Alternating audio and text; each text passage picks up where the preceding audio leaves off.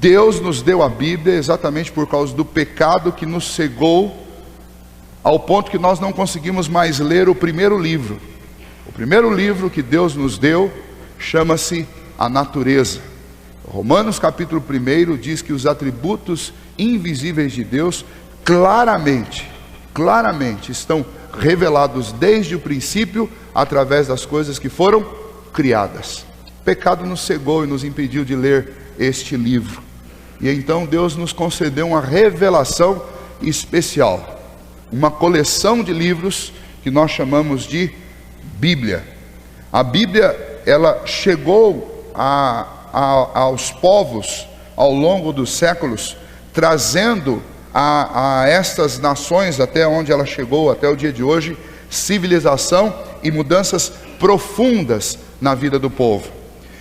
Alguns missionários, eles tiveram experiências marcantes a respeito do impacto da Bíblia dentro de uma sociedade. Um missionário conhecido e chamado de John Peyton, ele terminou a tradução do Novo Testamento na língua africana, e um velho chefe tribal da tribo do Aniwan perguntou para ele: este livro fala? O missionário respondeu: sim, agora ele fala, e fala na sua língua. O missionário pôs-se a ler vários trechos do Novo Testamento para aquele velho líder tribal. As palavras entraram em seu coração, e então ele agarrou a Bíblia e ele caminhava no meio da sua tribo, comprimindo a Bíblia contra o peito e gritando para que todos ouvissem: esse livro fala, e ele fala na nossa língua. A Bíblia é a palavra de Deus viva e eficaz, é a boca de Deus falando a nossa língua, para que nós entendamos a sua vontade. Na ilha de Finge, um certo conde inglês chegou, e ele era ateu, e ele chegou ensinando naquela ilha a sua crença evolucionista, uma vez que ele era ateu, e ele tentou ensinar isso a um grupo de cristãos naquela região da ilha de Fiji. E quando ele começou a ensinar estas coisas, porque ele sabia que aquela ilha tinha sido um lugar de muita violência, de muita perversão nos séculos anteriores à sua chegada lá, ele encontrou com muita arrogância os líderes da aldeia onde ele estava, os líderes tribais daquela região, e ele começou a ridicularizá-los e dizer para eles: como vocês foram tão ingênuos de acreditar na Bíblia? Essa foi a primeira informação do mundo civilizado que vocês receberam, e logo de cara vocês acreditaram nisso. Vocês deveriam conhecer outros pensamentos, vocês deveriam conhecer outras ideias, outras religiões. E imediatamente o chefe daquele lugar, o chefe tribal, se dirigiu àquele homem e disse para ele: olha, o senhor está vendo aquele velho forno ali? E então o conde inglês disse: sim, eu vejo. Ele disse: ali nós assávamos carne humana. Não fosse a Bíblia e a transformação que Deus produziu em nós através da palavra de Deus, o senhor, nesse momento, já estaria morto e sendo assado, e nós o jantaríamos nesta noite, não fosse nós termos conhecido a Bíblia. Isso é a palavra de Deus, algo que produz transformações profundas, não só em indivíduos, mas em culturas, em povos inteiros. A Bíblia não é simplesmente um livro de religião, ela é a palavra de Deus na voz humana. Os grandes luminares da filosofia e os fundadores dos segmentos religiosos significativos nunca conseguiram alcançar a preeminência e os resultados que a Bíblia conseguiu. E por fim, nenhum deles conseguiu garantir a ninguém a certeza da vida eterna. Sócrates, por exemplo, defendia a vingança contra os inimigos. E nós sabemos muito bem que este tipo de atitude não produz nem justiça e nem resultados salutares para uma sociedade. Platão, por exemplo, era defensor do infanticídio e também da prostituição. Ninguém gosta de falar sobre isso, mas essa é a verdade. Maomé, por exemplo, defendia a poligamia. Defendia os múltiplos casamentos, e estes homens todos não alcançaram nem de longe os resultados que as Escrituras conseguiram para nós.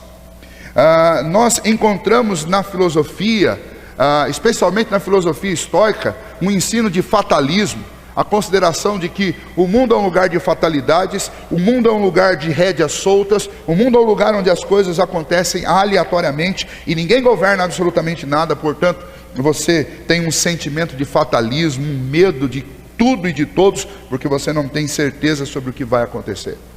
Os filósofos epicuristas, por exemplo, eles eram hedonistas e diziam que a grande necessidade do homem, o que vai trazer satisfação ao coração do homem, é fazer tudo aquilo que o seu coração deseja. Mas a Bíblia, ela revela o contrário disso, e diz que o coração do homem é enganoso, é inventor de males, é corrupto, e se você andar segundo o seu coração, certamente você vai se frustrar, e vai frustrar muitas pessoas. Mas a mensagem da Bíblia é uma mensagem para nós infalível, inerrante. Nós cremos nela como a suficiente mensagem do conselho de Deus para o nosso coração. Então, falar sobre a Bíblia numa manhã como essa é um grande privilégio, porque nós estamos falando sobre a mensagem de Deus, falada na nossa língua, para a transformação do nosso coração, da nossa vida, da nossa família, da nossa cultura. Os grandes avanços sociais que a humanidade conheceu não são resultantes do exame da filosofia e muito menos de viver segundo os conceitos da educação postulados pelo próprio homem. Mas os grandes avanços sociais da humanidade, eles só alcançaram resultados quando eles tiveram como a base primordial as Escrituras. A liberação de escravos, o resgate da dignidade do direito das mulheres e das crianças, as conquistas nos campos culturais, econômicos, sociais e políticos foram frutos do exame das Escrituras. Nações que colocaram a Escritura como a base da sua construção social atingiram e atingem até hoje o êxito em tudo aquilo que se propõe. O apogeu das melhores músicas que foram compostas na história, e se você ouvir, você vai concluir isso, foi exatamente quando os grandes compositores, eles se propuseram a compor as Escrituras. Você pode ouvir a Criação de Haydn, ou você pode ouvir o Messias de Handel, ou você pode ouvir Elias e São Paulo de Mendelssohn, ou assim você pode também ouvir Bach, Mozart, Gounod, e você vai ouvir músicas compostas para contar a Bíblia, para contar a obra de Deus, e estes clássicos não vão passar jamais, e vão ser apreciados por toda e qualquer sociedade, não importa a cultura. Qualquer um, mesmo que gosta de funk ou de rap, quando ouve uma boa música clássica, para e respeita. Por quê? Porque é algo que não é apenas uma melodia, é algo que flui da palavra de Deus e do conteúdo dela. É boca de Deus falando, mesmo sem compreender. Eu não entendo nada de música, mas só pensando num hino que nós cantamos e ouvimos bastante quando nós pensamos nesses clássicos, tem um hino chamado Jesus, a Alegria dos Homens. E essa música é interessante porque ela é uma música composta sempre de 3 notas juntas, sempre 3 notas juntas. Eu tenho até vergonha de falar isso perto do Marcelo, da Eliana e do Josmar, mas eu acredito que vocês vão me compreender e, por favor, me entendam naquilo que eu errei. Mas essa música, quando ela foi composta, quando você entrava na igreja e ouvia essa música, ou quando ela foi ouvida pela primeira vez, as pessoas que estavam presentes na igreja e ouviram, elas sabiam o que essa música iria contar antes mesmo que a letra fosse proferida. Sabe por quê?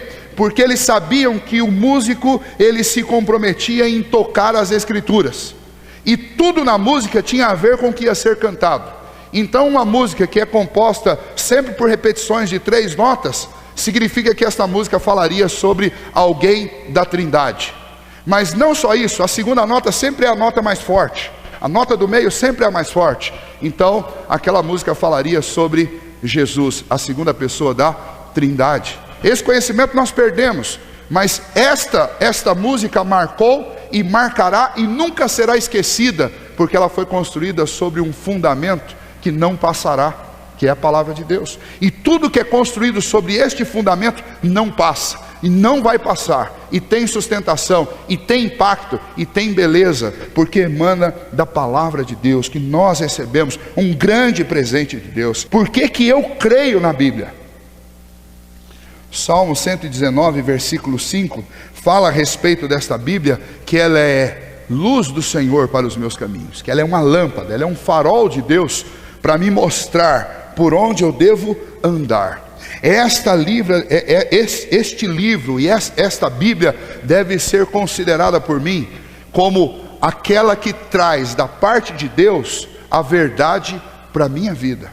Ela abre os meus olhos para que eu enxergue a real condição em que eu estou. Então, em primeiro lugar, eu creio na Bíblia porque ela é o farol de Deus para me conduzir na minha jornada.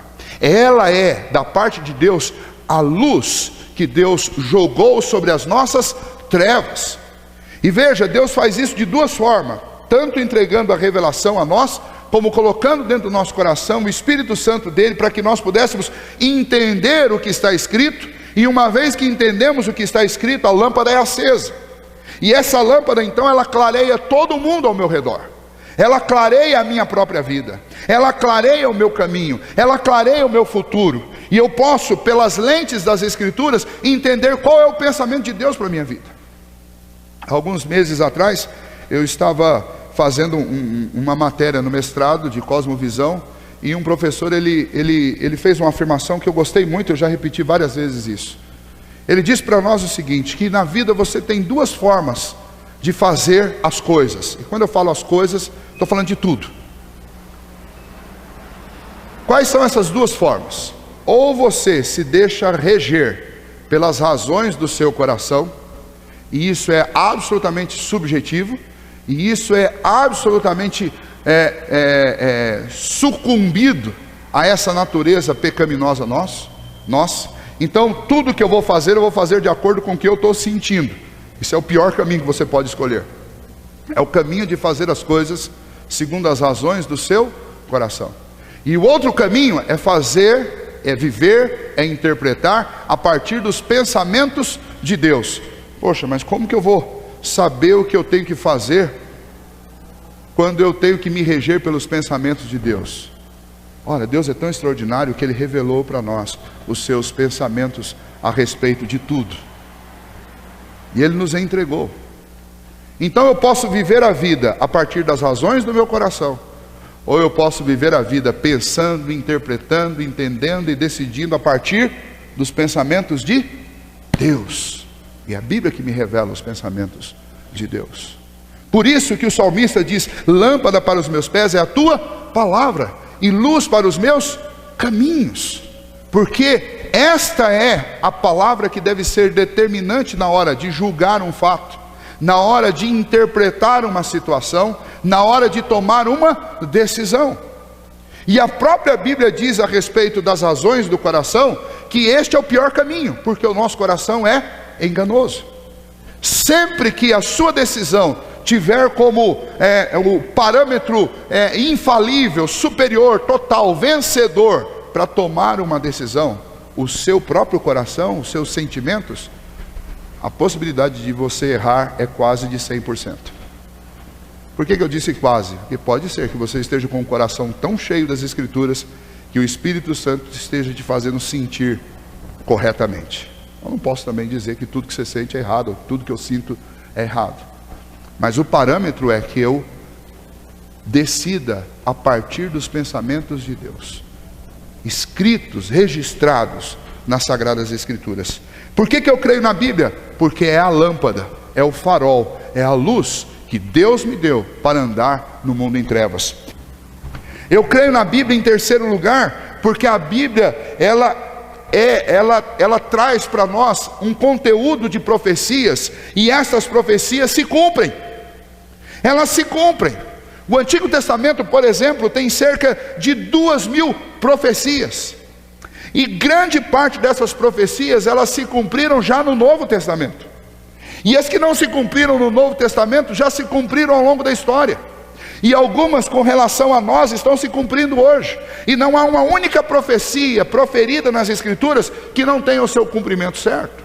Eu posso citar para vocês algumas questões. Se você pegar o Antigo Testamento, você tem profecias a respeito de Tiro, a respeito da Babilônia, a respeito da Síria, a respeito de Ciro.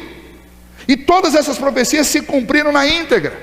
Você tem profecias no Antigo Testamento a respeito do Messias. E todas essas profecias se cumpriram absolutamente em Cristo Jesus. Você tem profecias acerca dos nossos dias, de queda, de frieza moral, de frieza no amor cristão, de descaracterização da religião, de descaracterização do cristianismo. E isso tudo é o que está acontecendo.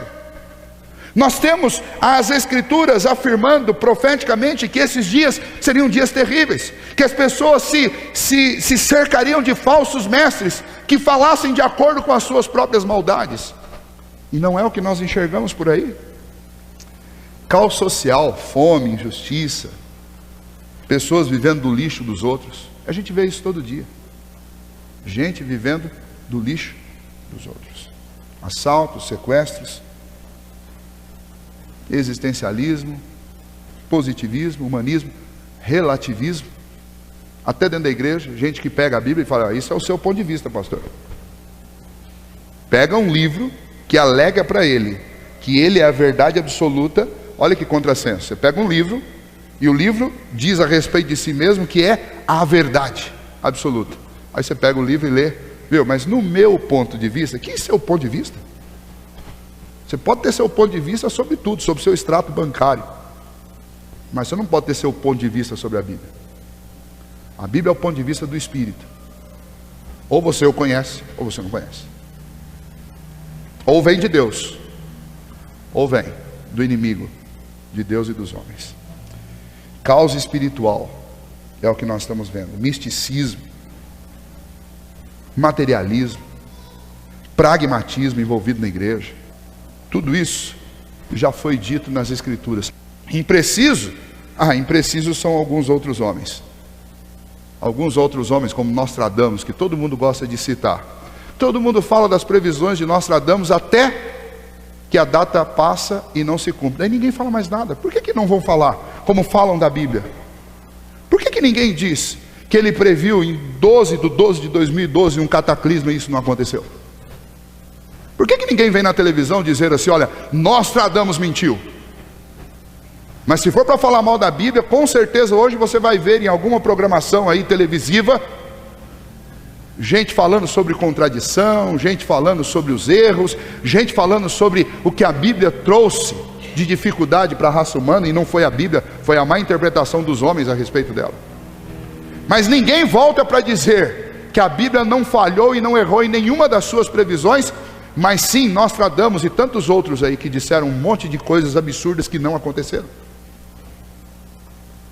Há vidente aí recentemente que diz que alguma coisa, sempre, vocês perceberam que sempre quando vai chegando o dia 31 de dezembro, aparece uma dessas videntes para dizer que alguma coisa vai acontecer. Lógico que alguma coisa vai acontecer, alguma não, milhões de coisas vão acontecer, todos os dias. Agora, quem coordena cada uma dessas coisas que acontecem é o Deus vivo e verdadeiro. E a Bíblia diz: tudo que esse Deus fez, faz e fará. Por que eu creio na Bíblia?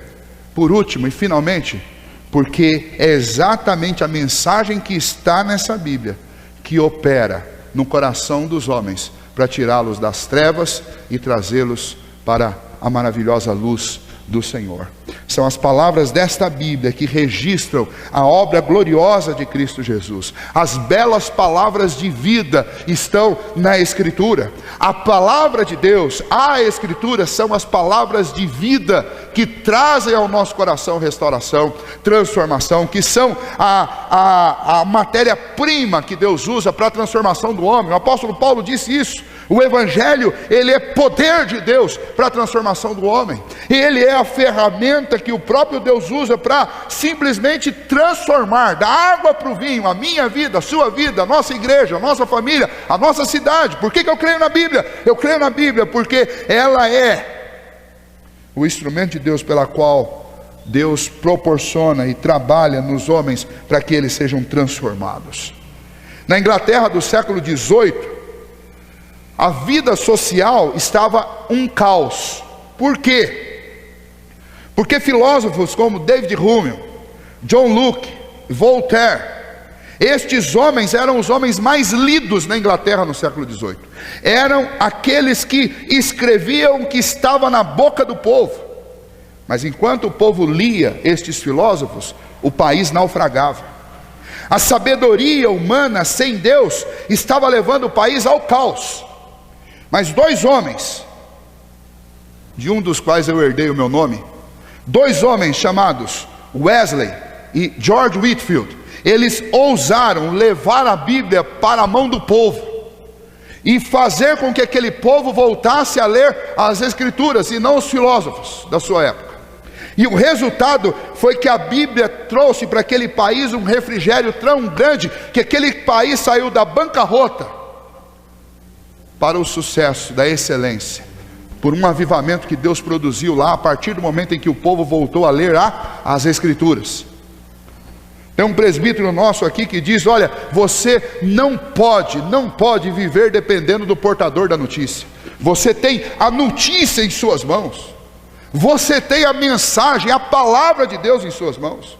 Não dependa do pregador, não dependa do líder da devocional, não dependa do livro de devocional. Seja alguém que vai beber da fonte.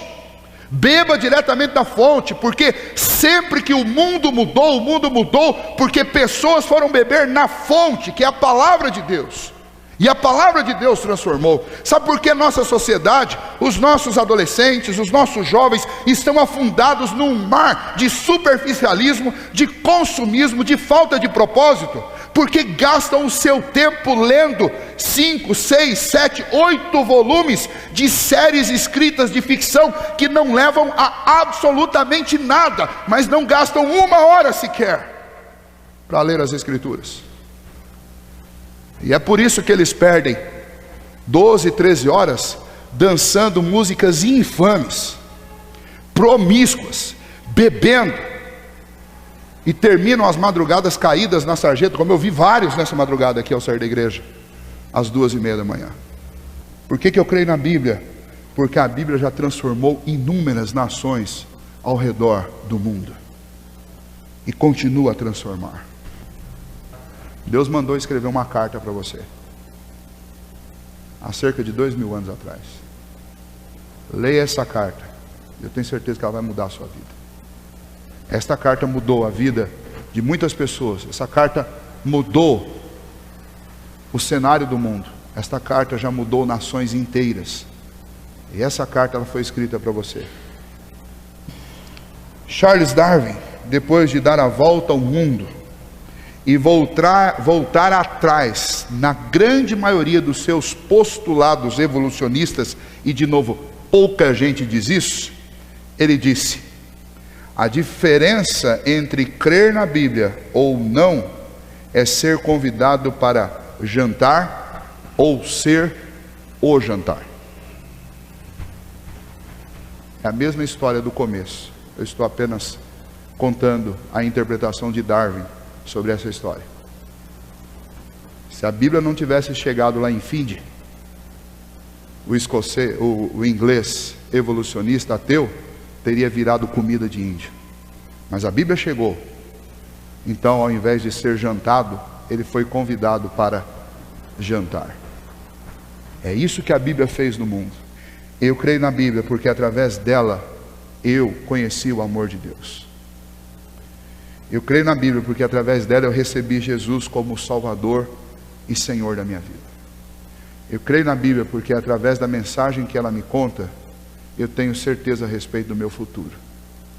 Eu creio na Bíblia porque através desta mensagem que ela traz ao meu coração, eu tenho tentado, com a misericórdia de Deus, construir a minha jornada. Voltaire, e eu encerro com essa declaração, ele disse nos seus dias: eu sozinho, declaração dele, eu sozinho destruirei o cristianismo e a Bíblia. Voltaire morreu louco. E na casa onde ele viveu e morreu, hoje existe um centro de de distribuição das Escrituras para o mundo. Este é o homem que ia sozinho destruir o cristianismo e a Bíblia. Morreu louco. E na casa dele hoje, Deus usa o local para um centro de distribuição de Bíblias de graça para pessoas ao redor do mundo. Essa é a diferença entre crer e não crer nas Escrituras. Vamos ficar em pé e nós vamos cantar ao Senhor.